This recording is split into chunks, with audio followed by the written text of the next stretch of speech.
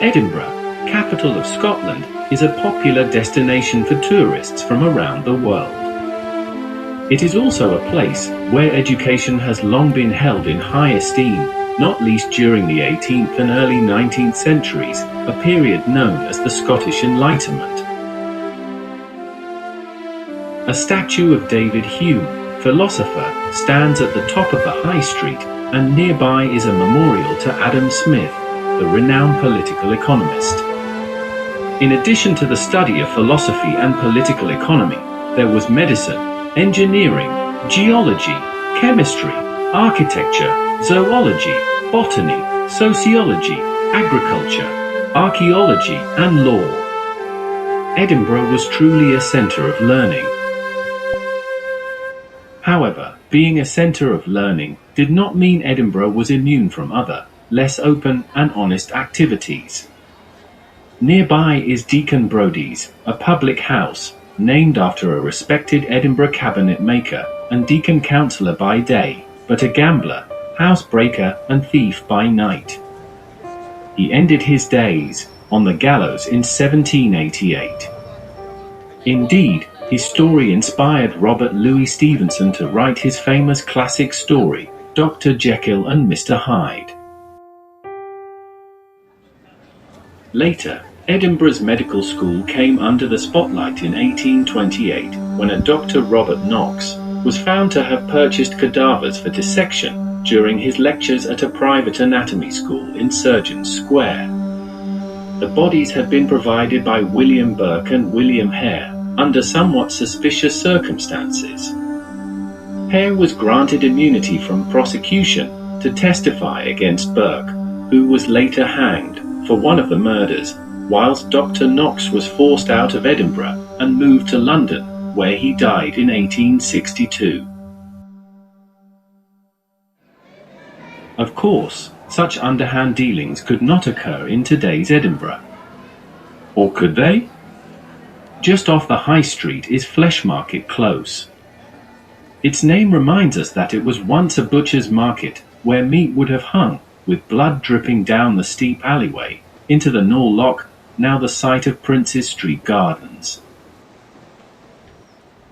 At the bottom of the alleyway is Market Street and the rear entrance to Waverley Station, named after Walter Scott's famous novel. Nearby are the headquarters of the City of Edinburgh Council and its modern Everman statue.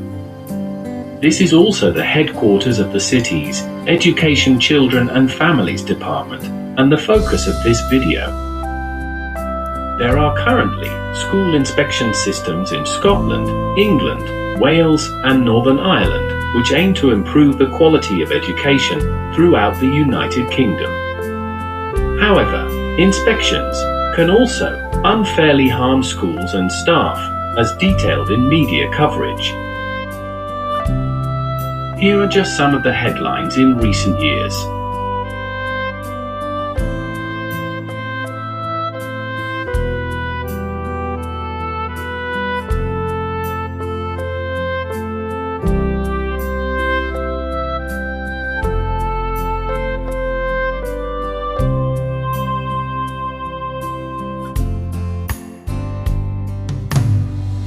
Amongst claims that rigorous school inspection raises standards, there has also been increasing concern that the whole process can be highly subjective, lacking in transparency and unnecessarily stressful. In some cases, school inspections have even led to staff suicide. Over the past 20 years, schools in Scotland have been inspected by Her Majesty's Inspectorate of Education, and from 2011, by Education Scotland, currently based in Livingston. Education Scotland insists that the school inspection system is independent, open, transparent, fair, and consistent throughout Scotland. But just how accurate is that claim?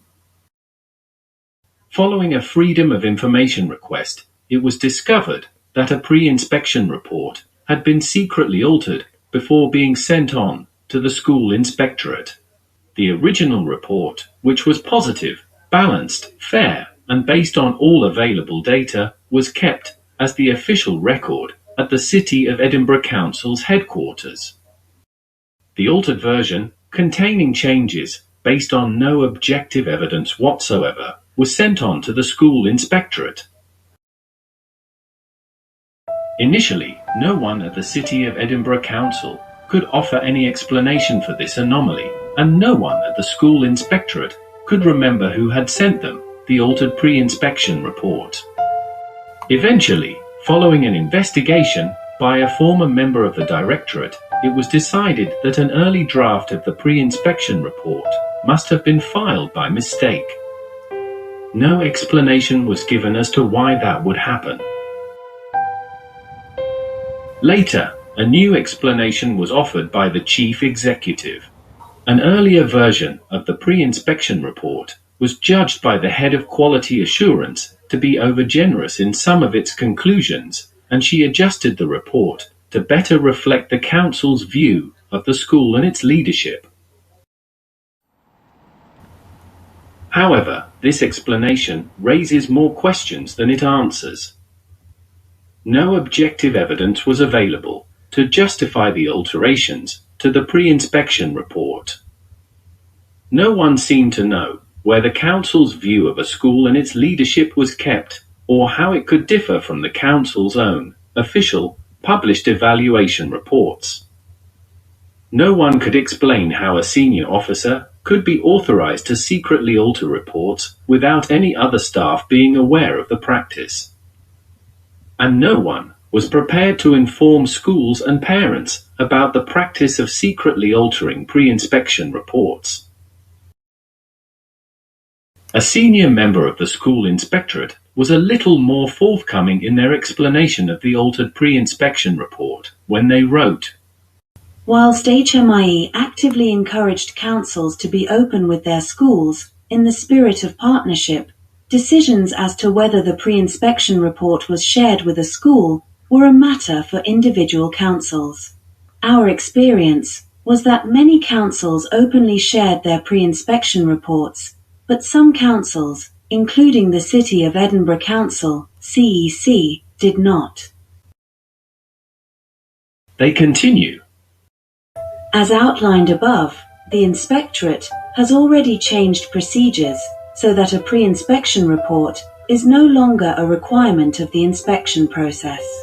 I believe we need to go further to avoid the possibility of a similar issue to your own arising in future by ensuring that any written communication from a council is shared with a school. Accordingly, I have set in train a review of inspection procedures with a view to addressing this point. Unfortunately, it does not address the main point at issue. The inspection process is clearly not independent, open and fair if a senior officer is able to secretly alter a pre-inspection report without providing objective evidence to justify the alterations and without telling those directly affected. It is also not consistent throughout Scotland if different local authorities can choose how open and transparent they want to be. We have already seen the devastating impact of the Post Office Horizon IT scandal on so many lives. School inspections can also devastate lives, destroying the careers, reputations, and health of so many dedicated professionals with subjective and sometimes falsified evidence. Of course, schools need to be accountable to ensure the best educational experience for children and young people, but at present, there is a serious power imbalance within the education system. At a time of educational reform in Scotland, there has never been a better opportunity to ensure all school staff are able to work in a climate that is supportive, positive, and free from fear. Of course, schools need to be held to account, but local authorities, the school inspectorate, and other educational bodies also need improved scrutiny. In short, we need an education system that is genuinely open, transparent, and fair for all.